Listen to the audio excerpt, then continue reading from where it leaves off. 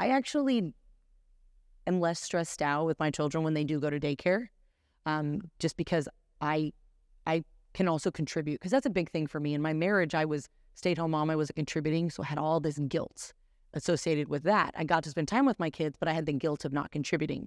See how it's a double-edged sword a little bit for moms and dads. It's all there. It's a double-edged sword. You feel like you have to have the gym membership, but then you feel guilty that you don't use it, that kind of stuff. What? So I kind of felt guilty. I could sense some resentment growing. So I was like, you know what? I like selling our house. When we sold it in Dallas, I'm gonna do real estate. It's easy. I can set my own schedule. I mean, I feel like that's what I actually said to myself too. I can see that. Schedule. I'll make all this extra money. Absolutely. Realtors have a great life. They do. I get to party all the time. Yeah. So I was like, I'll do this. Well, what happened is I realized I was really good at talking to people, and I was really good at communicating. So it just kind of skyrocketed for me really quickly. And I realized I had no idea what I was actually doing. There was a lot of spaghetti being thrown at a wall. Yeah, a good amount of it was sticking, but it wasn't productive.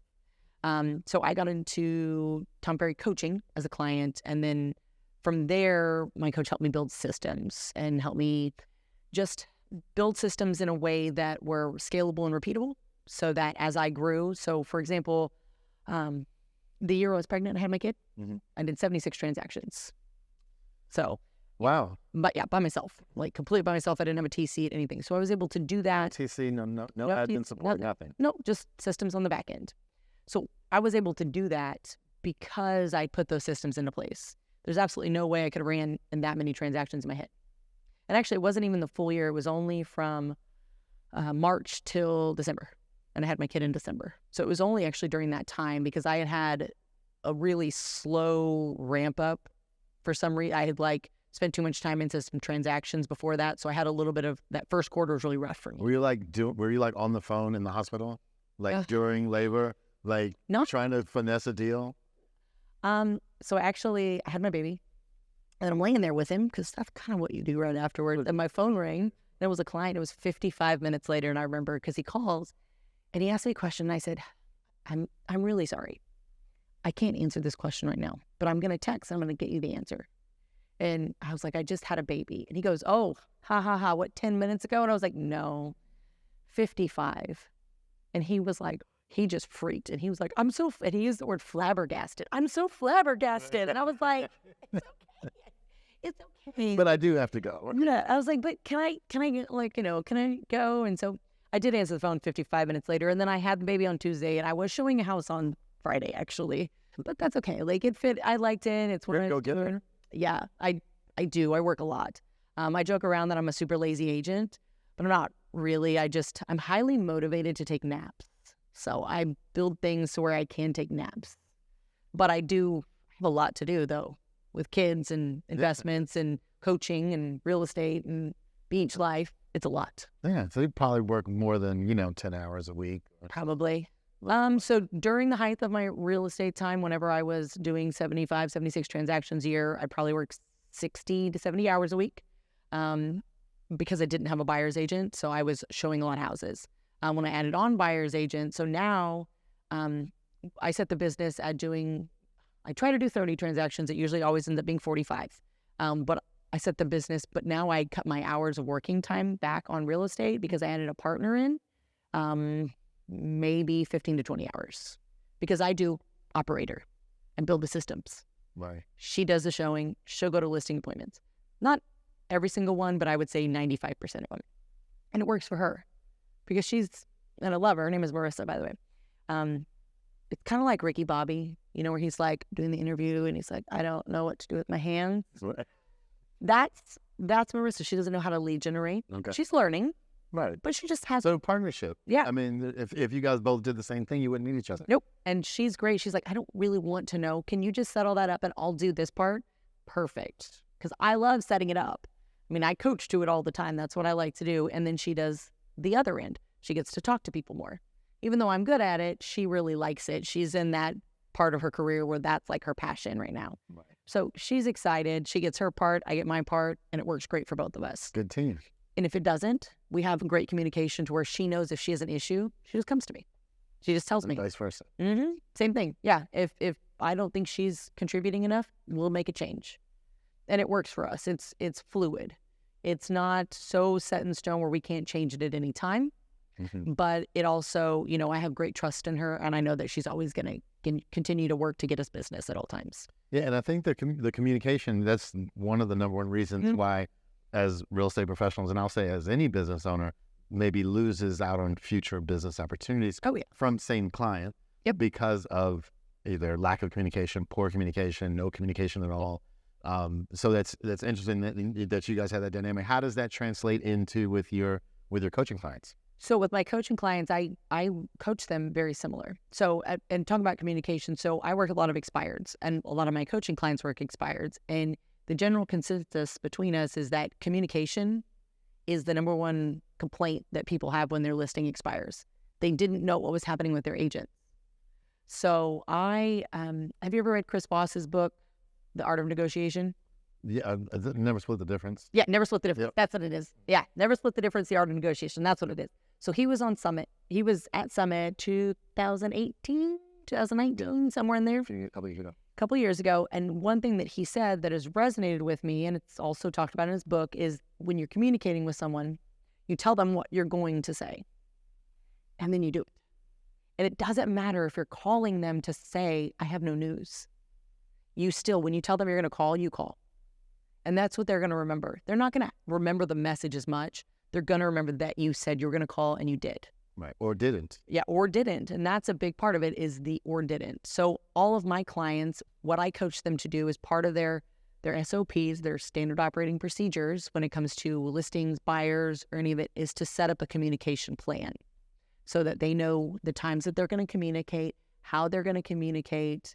If it's during a transaction, are they reaching out to the lender every Monday, whether they're buyer or seller side, reaching out every Monday and then providing an update then to their client, whether it's the buyer or seller, and also reaching out to title. Like, title's a little less, it'll probably be every 2 weeks, but regardless, are they setting those milestones? Yeah.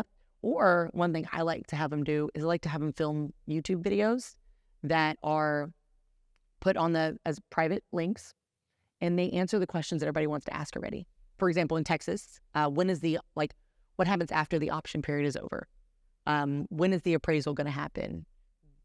Asking other agents, have you sent in your repair request? Stuff like that. Questions that I already know that they're going to ask. So I go ahead and pre-answer them. And then they're set up in emails to where they just get emailed out to the clients at the appropriate times. This way I already answer the questions. Checklist system. So that's your thing. Yep. So I'm sure that you got everything organized, everything in a box, everything just so, and your high D driver personality, you get it done. So I'm sure you never have any rough patches or any situations in real estate. All the time. Tell us about a crazy situation that did not go according to your checklist. My favorite one, this one happened just recently. This was the absolute craziest thing I've ever had happen. And I've never had this happen before. So we it was right, and it just happened. So it was right at the end of when the market started kind of changing a little bit, just right during that time. So June is? Yeah, it was, so the whole thing culminated in October. Okay. But we listed a house in June, at the end of June. We get an offer, day one, sight unseen. And I'm like, okay, hey, listen, I called the agent. I'm like, look, you need to show the person. I don't like blind offers. Go ahead and show the person, and then we'll look at your offer. So they do. So they look at the offer, and everything looks good. Had a lender letter. We pre-qualified the person. Everything was good. So we did all that. Go under contract. Then the earnest money. It took it up to the last moment to deposit it. We're like, okay. So it gets deposited. And then all of a sudden I get a call from the lender, and she's like, hey, listen, we're going through some of this paperwork doesn't look right. We're like, okay. So that takes about a week to culminate. Well, during that time, we find out that the check that they deposited for earnest money been returned. Yeah, gets bounced. So I'm like, nope. So the first time in my career, we do a seller's termination of the contract. In Texas, that's very rare. Okay. So we terminate. Okay, great.